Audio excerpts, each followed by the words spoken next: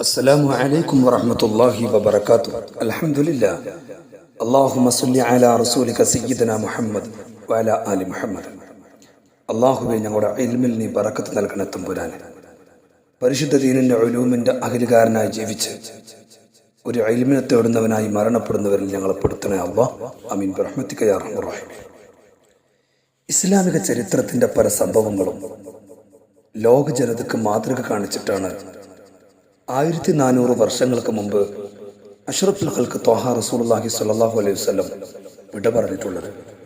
അതെ, ഒരു ദിവസം നബി സല്ലല്ലാഹു അലൈഹി വസല്ലമയുടെ അരികിലേക്ക് ഒരാൾ വന്നിട്ട് ചോദിക്കുന്നു, യാ റസൂലല്ലാഹ്, ഇന്നി ഉരീദു അൻ അസ്നി ഇദ്നക.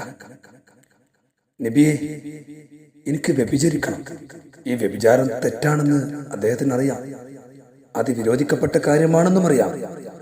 എന്നിട്ടും അദ്ദേഹത്തിന് അതിനുള്ള താല്പര്യം അദ്ദേഹം നബി തങ്ങളുടെ അരികിൽ എന്നിട്ട് ചോദിക്കുകയാണ്, അൻ അസ്നി ഇദ്നക, നിങ്ങൾ എനിക്ക് സമ്മതം തരുമോ? ഞാനൊന്ന് വ്യഭിചരിക്കട്ടെ. അതായിരുന്നു മുഹമ്മദ് നബി സല്ലല്ലാഹു അലൈഹി വസല്ലം. തന്റെ അനുയായികൾക്ക് എന്തുവെന്നും ചോദിക്കാൻ മുത്തുനബി തങ്ങൾ സ്വാതന്ത്ര്യം കൊടുത്തിരുന്നു. അങ്ങനെ അദ്ദേഹം ചോദിച്ചത് എങ്ങനെയെന്ന് സഅല നബി സല്ലല്ലാഹു അലൈഹി വസല്ലം സ്വറാഹത്തൻ, വളരെ വ്യക്തമായിട്ട് ചോദിച്ചു. കൂടെ ഉണ്ടായിരുന്ന മറ്റു സ്വഹാബികൾ ദഹിശൽ ഹുദൂറു ദഹിശതൻ ശദീദ വശതമൂഹു, അവര് അതിശക്തമായിട്ട് ദേഷ്യപ്പെട്ടു, അവരാക്ഷേപിച്ചു, അവർ ചീത്ത പറഞ്ഞു. റസൂലുള്ളാഹി സ്വല്ലല്ലാഹു അലൈഹി വസല്ലം ഉടൻ തന്നെ പറഞ്ഞു, ഹാദൽ ശബാബ്, ആ യുവാവിനെ ഇങ്ങോട്ട് വിളിച്ചേ. അങ്ങനെ അമർ റസൂലുള്ളാഹി സ്വല്ലല്ലാഹു അലൈഹി വസല്ലം അൽ ഹുദൂറ, ആ യുവാവിനെ നബി സല്ലല്ലാഹു അലൈഹി വസല്ലമയുടെ അരികിലേക്ക് കൊണ്ടുവരാൻ ആവശ്യപ്പെട്ടു. എല്ലാവരും മിണ്ടാതിരിക്കുകയാണ്.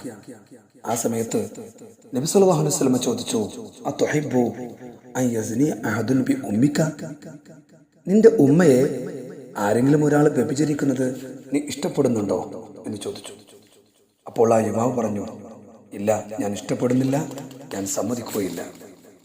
ഉടൻ തന്നെ പ്രവാചകൻ സല്ലല്ലാഹു അലൈഹി വസല്ലം ചോദിച്ചു, നിന്റെ മകളായിരുന്നെങ്കിലോ?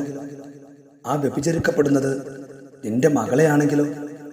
യുവാവ് ഉടൻ തന്നെ പറഞ്ഞു, എനിക്കത് സഹിക്കാൻ കഴിയില്ല, ഞാൻ സമ്മതിക്കില്ല.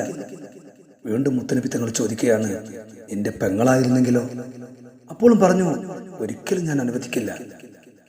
പ്രവാചകർ വീണ്ടും തുടരുന്നു, നിന്റെ മാതൃ സഹോദരിയോ പിതൃ സഹോദരിയോ ആണെങ്കിലോ? യുവാവ് പറഞ്ഞു, ഒരിക്കലും എനിക്ക് സാധിക്കില്ല, അതിന് ഞാൻ സമ്മതിക്കില്ല. അപ്പോൾ നബി തങ്ങൾ കൊടുക്കുന്ന മറുപടി, ഇത്രയും ചോദ്യങ്ങൾ ചോദിച്ച ശേഷം, എങ്കിൽ നീ വ്യഭിചരിക്കുന്നത് മറ്റൊരാളുടെ ഉമ്മയെയാണ്, മറ്റൊരാളുടെ പെങ്ങളെയാണ്, മറ്റൊരാളുടെ ഭാര്യയാണ്. അവർക്കും അത് സമ്മതമാവില്ല. അതുകൊണ്ട് താൻ ഇഷ്ടപ്പെടുന്നത് തൻ്റെ സഹോദരനും ഇഷ്ടപ്പെടുമ്പോഴാണ് യഥാർത്ഥ മുഅ്മിനാകുന്നത്. ഇത് മനസ്സിലാക്കി അദ്ദേഹത്തെ ചിന്തിപ്പിച്ചു. അദ്ദേഹം മനസ്സ് മാറിത്തുടങ്ങി. പ്രവാചകൻ സല്ലല്ലാഹു അലൈഹി വസല്ലം തങ്ങൾ അദ്ദേഹത്തിന് വേണ്ടി പ്രാർത്ഥിച്ചു. തിന്മക്ക് പകരം നന്മയിൽ ആനന്ദം കണ്ടെത്തുന്നു നല്ല ഒരു മനുഷ്യനായി അദ്ദേഹം ജീവിച്ചു. ഇമാം മുഹമ്മദ്, തബറാനി, ബൈഹഖിയൊക്കെ ഈ ഹദീസ് റിപ്പോർട്ട് ചെയ്തിട്ടുണ്ട്. പ്രിയമുള്ളവരെ, ഇതിലൂടെ വലിയൊരു മെസ്സേജ് നമുക്കില്ലേ? നന്മകൾ, വലിയ വലിയ തിന്മകൾ വരുമ്പോൾ നന്മ കൊടുത്തുകൊണ്ടാണ്, അവരുടെ മനസ്സറിവ് ഉണ്ടായിട്ട് തിരിച്ചറിവ് കൊടുത്തുകൊണ്ടാണ് നാം പ്രതികരിക്കേണ്ടത്. അല്ലാഹു ഖൈർ നൽകട്ടെ. അസ്സലാമു അലൈക്കും വറഹ്മത്തുള്ളാഹി.